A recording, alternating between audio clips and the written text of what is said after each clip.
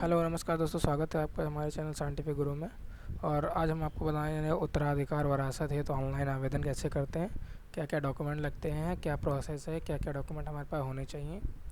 तो इसकी सारी जानकारी हम बताएंगे आपको स्टेप बाय स्टेप। तो चलिए हम स्टार्ट करते हैं आपको वरासत का ऑनलाइन फॉर्म कैसे आवेदन करेंगे। तो सबसे पहले हमें गूगल पे टाइप कर देना है वरासत, या फिर हमें टाइप करना है वाद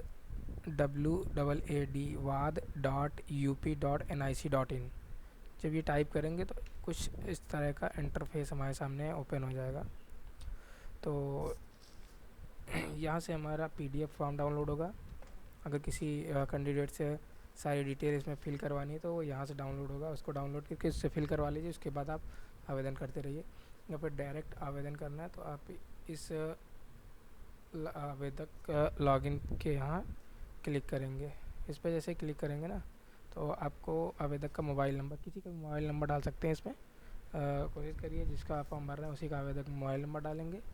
और मोबाइल नंबर डालते बताते हैं और ओटीपी भेजें। ओटीपी यहाँ पे जाएगा उस रजिस्टर्ड नंबर पे। ओटीपी सफलतापूर्वक भेजा गया, ओटीपी चला गया। ओटीपी लॉगिन करने, अब यहाँ पे ओटीपी फिल कर लेना है हमें। ऐसे ओटीपी फिल करते हैं। चलिए ओटीपी फिल करके दिखाते हैं। तो दोस्तों जैसे ओटीपी हमने फिल किया, इस टाइप का कुछ इंटरफेस खुलेगा, ओपन हो जाएगा। तो अभी हमें करना क्या है यहाँ पे, तो यहाँ पे हमें ये राजस्व संहिता की धारा 33(1) के उत्तराधिकार वरासत हेतु आवेदन, इस पहली लिंक पे क्लिक करेंगे तो हमारा उत्तराधिकार का फॉर्म खुल जाएगा, वरासत का फॉर्म खुल जाएगा। ठीक है। तो RC9 इसको बोलते हैं, RC9 को ही हम वरासत का फॉर्म बोलते हैं। तो तो हमें सबसे पहले आवेदक का नाम से मतलब जो भी आवेदन कर रहा है, जैसे आपके पिताजी का फॉर्म है तो आप आवेदन करने आए तो आपका इसमें नाम पड़ेगा। ठीक है। पिताजी मान लीजिए एक्सपायर हो गए, माताजी एक्सपायर हो गए, तो वहाँ उनका नाम नहीं पड़ेगा। जो व्यक्ति आवेदन कर रहा है वरासत के लिए फॉर्म का, उसका नाम यहाँ पे पड़ेगा। तो चलिए मैं वहाँ नाम डाल देते हैं। तो दोस्तों देखिए यहाँ पे हमने अपना नाम डाल दिया है और आपको सारा फॉर्म फिल करके दिखाएंगे स्टेप बाय स्टेप। तो यहाँ पे हमने नाम डाल दिया है और नाम के बाद से हमें डाल देना है जो भी आवेदन कर रहा है उनके पिताजी का नाम। ठीक है। पिताजी का नाम, या फिर अगर महिला है तो महिला के पिता का नाम या पति का नाम, जिसके बिहार पे वो आवेदन कर रहे हैं। तो पिताजी का नाम डाल देते हैं। अब पूछ रहा है आवेदक जो है उत्तर प्रदेश के बाहर का है। अगर उत्तर प्रदेश के बाहर का है तो हाँ करेंगे, अदरवाइज़ नो नहीं पे क्लिक कर देंगे। और आवेदक का आधार नंबर डालेंगे। आवेदक का आधार नंबर डाल देंगे, मोबाइल नंबर डाल देंगे आवेदक का।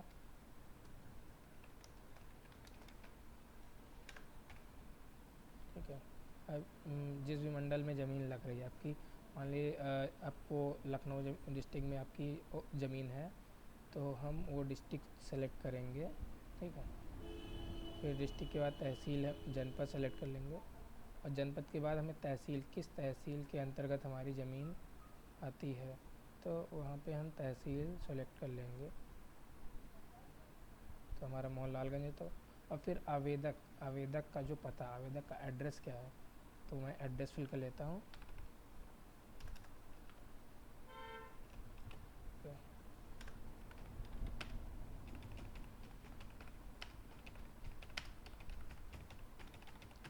बस तो एड्रेस फिल करने के बाद सुरक्षित पे क्लिक करेंगे। सुरक्षित में हमारा आवेदक सेव हो गया, आवेदक कॉलम सेव हो गया।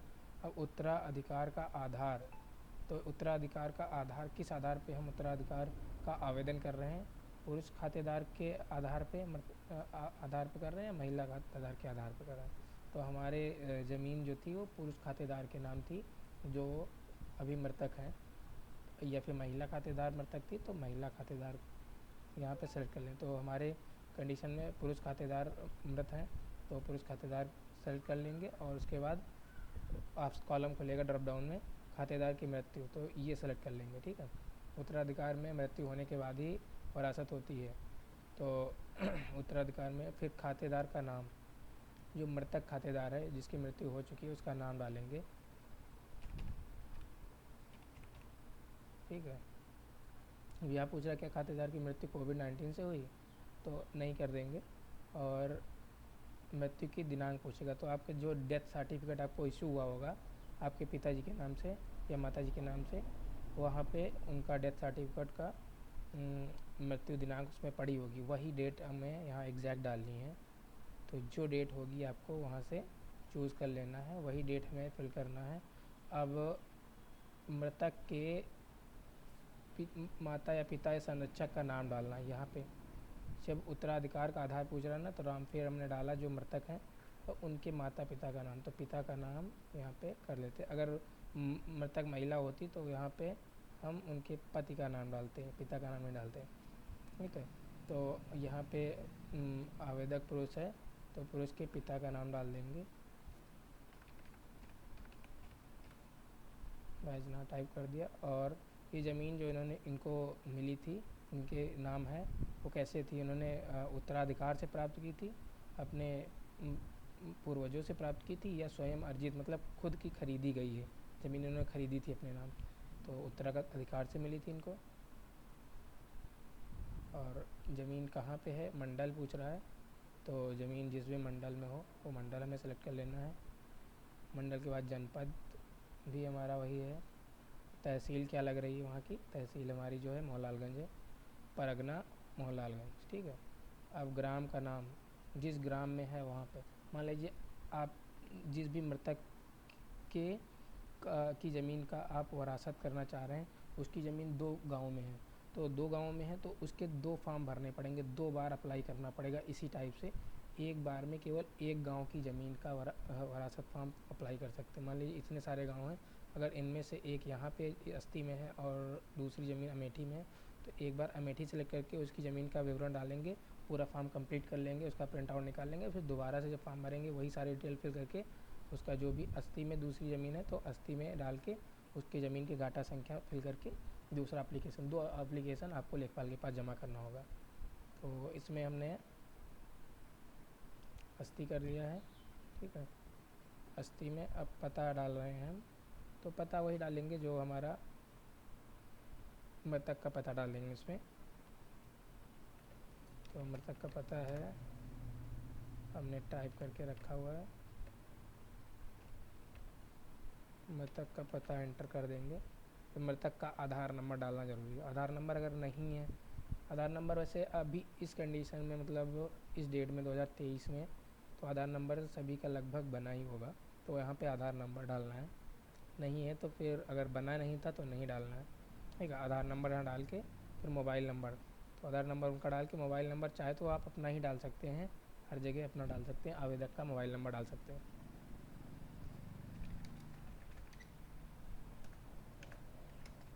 मोबाइल नंबर डाल दिया, आधार नंबर डाल दिया,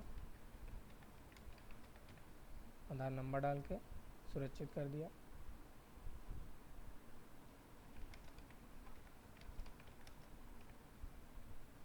आधार नंबर अमान्य बता रहा है। ठीक है। आधार नंबर हमने डाल दिया। आधार नंबर एक्चुअली में 12 नंबर से ज़्यादा हो गया था, 12 नंबर का ही आधार होता है, तो 12 नंबर का आधार कोई भी डाल देंगे तो ले लेगा। इसमें कोई सिंक नहीं होता कि ऑनलाइन आधार चेक होता है, जो आधार नंबर डाल देंगे, अगर गलत भी डाल दिया 12 नंबर तो वो भी ले लेगा। तो अब यहाँ जो है आपको यहाँ पे खातेदार के स्वामित्व की कुल गाटा या भूखंडों की संख्या ये डालना है। तो यहाँ पे किस हमारे मंडल में ज़मीन लगती है तो वहाँ पे वो मंडल सेलेक्ट करना है। जनपद क्या है ज़मीन जहाँ पे ज़मीन है, और तहसील क्या है, तहसील हमने सेलेक्ट कर लिया। और परगना पूछ रहा तो परगना हमने सेलेक्ट कर लिया जो हमारा परगना लगता है। और फिर ग्राम, ग्राम हमारा जो लगता है वो हमने सेलेक्ट कर लिया। अब पूछ रहा है भूखंडों की संख्या, जो मृतक हैं इस गांव में कितने भूखंड हैं इनके। मान लीजिए 2 खेत हैं तो दोनों के अलग अलग नंबर हैं, तो यहाँ पे 2 सेलेक्ट कर लेंगे। 3 खेत हैं तो 3 के अलग अलग नंबर है, तो 3, मान लीजिए एक खतौनी में 3 नंबर निकलते तो इसका मतलब 3 खंड यहाँ पे हमें सेलेक्ट करना है। खतौनी में आपके जितने खसरा संख्या निकलते हैं उतने खंड आपको यहाँ टाइप करना है। मान लीजिए एक खतौनी में 3 खसरा संख्या है और एक में 1 है, तो टोटल हमें 4 भूखंड सेलेक्ट करने हैं। तो यहाँ पे हम आपको चलिए दिखा देते हैं, एक बार खतौनी दिखा देते हैं। जैसे खतौनी खसरा संख्या है, तो यहाँ पे ये एक नंबर हुआ, और यहाँ पे अगर दूसरा भी नंबर यहाँ चढ़ा होता तो 2 नंबर हो जाते। तो खातेदार के 2 नंबर हो जाते हैं अगर यहाँ 2 चढ़े होते, 3 चढ़े होते। इस तरह से यहाँ पे अगर 10 चढ़े हैं तो 10 उसके भूखंड संख्या हो गई। तो यहाँ पे 1 है, तो इस कंडीशन में हमें 1 यहाँ डालना है। हमारा फॉर्म यहाँ पे 1 सेलेक्ट कर लेना है। यहाँ पे एक्स्ट्रा सेलेक्ट कर लेंगे तो मान लीजिए 2 हमने सेलेक्ट कर लिया, 1 ही डालना है, उसके बाद नहीं डालना है तो फॉर्म हमारा सेव नहीं होगा। तो जितने भूखंड हैं उतने ही यहाँ सेलेक्ट करना है। तो 1 डाल दिया। उसके बाद हमें अब यहाँ टाइप करना है गाटा संख्या। तो गाटा संख्या ये होता है 1784, ठीक है, 1784 गाटा संख्या है। तो ये हमने 1784 टाइप कर दिया। तो जैसे टाइप करके बाहर क्लिक करेंगे, यहाँ पे ऐसे क्लिक कर देंगे तो खतौनी चुने, यहाँ पे सारी खतौनी सिंक होके आ जाएंगी। ये हमने सेलेक्ट किया अस्थि। अस्थि का हमारा है गाटा संख्या 784 है।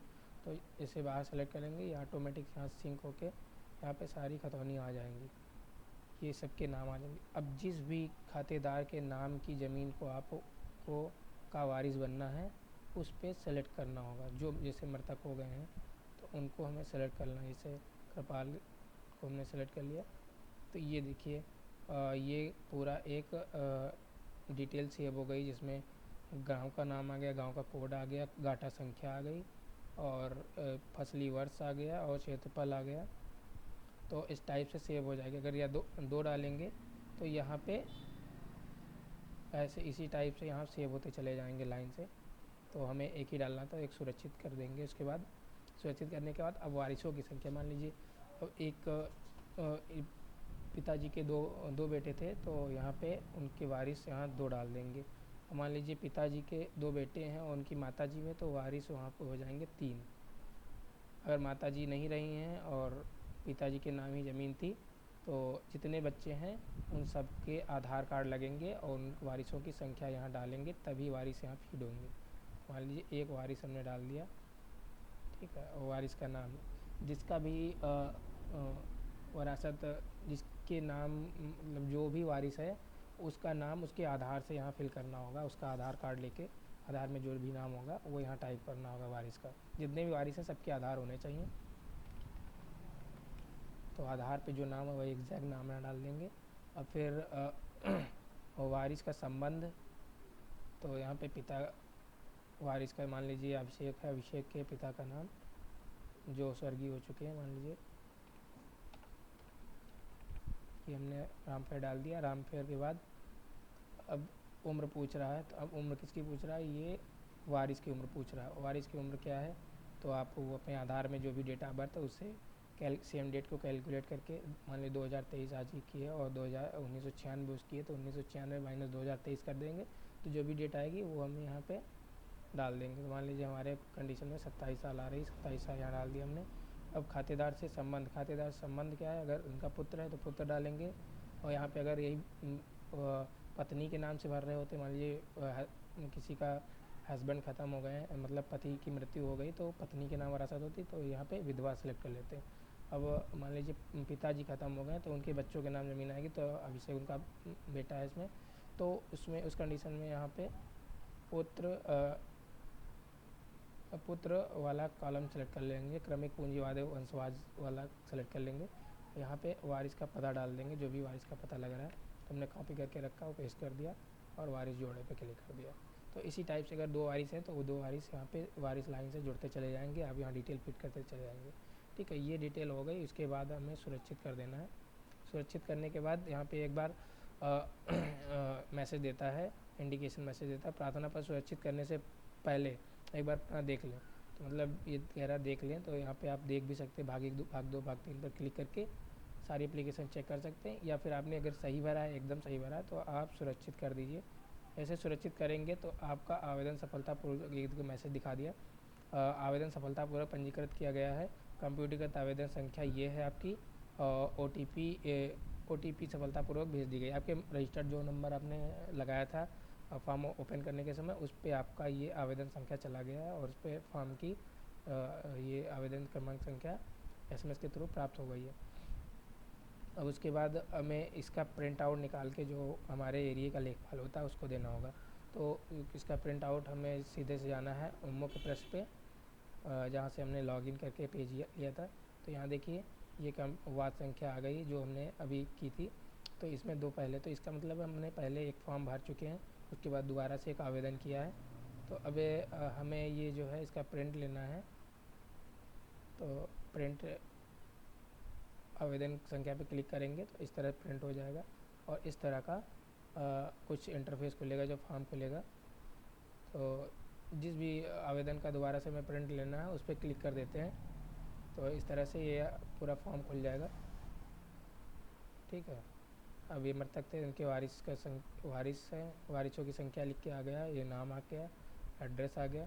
तो इसी टाइप से इंटरफेस खुलेगा। इसका प्रिंट आपको निकाल लेना होगा और इसके साथ आपको क्या क्या लगाना है, चलिए मैं बताता हूँ आपको क्या क्या लगेगा। इसमें लगेगा आपका परिवार रजिस्टर की नकल, जिसमें जिनकी भी मृतक का जो है नाम भी चढ़ा होना चाहिए। परिवार रजिस्टर की नकल में वारिसों का नाम चढ़ा होना चाहिए, तो परिवार रजिस्टर की नकल लग जाएगा और सभी वारिसों का आधार कार्ड लग जाएगा और जो भी खतौनियाँ हैं, जो जिन नंबर का वरासत करा रहे हैं उनकी खतौनी लगेगी।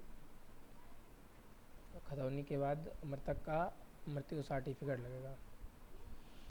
हाँ, तो दोस्तों इसमें मृत्यु प्रमाण पत्र लगाने के बाद हमने बता ही दिया कि सभी वारिसों का आधार कार्ड और मृतक का आधार कार्ड और परिवार रजिस्टर की नकल, मृत्यु सर्टिफिकेट और सारी खतौनियाँ, इतने डॉक्यूमेंट आपको लगाने हैं और इस फॉर्म का एक प्रिंट आउट लगा के अपने जो भी एरिया का लेखपाल है उस लेखपाल को आपको हैंडओवर करना है। जब हैंडओवर करेंगे तो वो आपका सारा वेरिफिकेशन करेगा आपके ग्राम पंचायत आके, और ग्राम पंचायत से पूछताछ करने के बाद आपकी पिताजी की ज़मीन को वारिसों के नाम वरासत कर देगा। तो दोस्तों ये था सारा प्रोसेस जो वरासत का प्रोसेस होता है वरासत करने में। तो आशा करता हूँ इसमें बताई गई सारी जानकारी आपको समझ में आ गई होगी। अगर कोई भी डाउट लगे कहीं पे तो आप हमें बेझिझक अपना कमेंट बॉक्स में कमेंट करिए, मैं आपको तुरंत रिप्लाई करूँगा। और कोई भी सहायता भी चाहते हैं तो वो मैं आपको फ़ोन कॉल पे समझा भी दूँगा। तो दोस्तों आशा करता हूँ आपको वीडियो अच्छा लगा। अगर अच्छा लगे तो लाइक शेयर ज़रूर करें, कमेंट करें।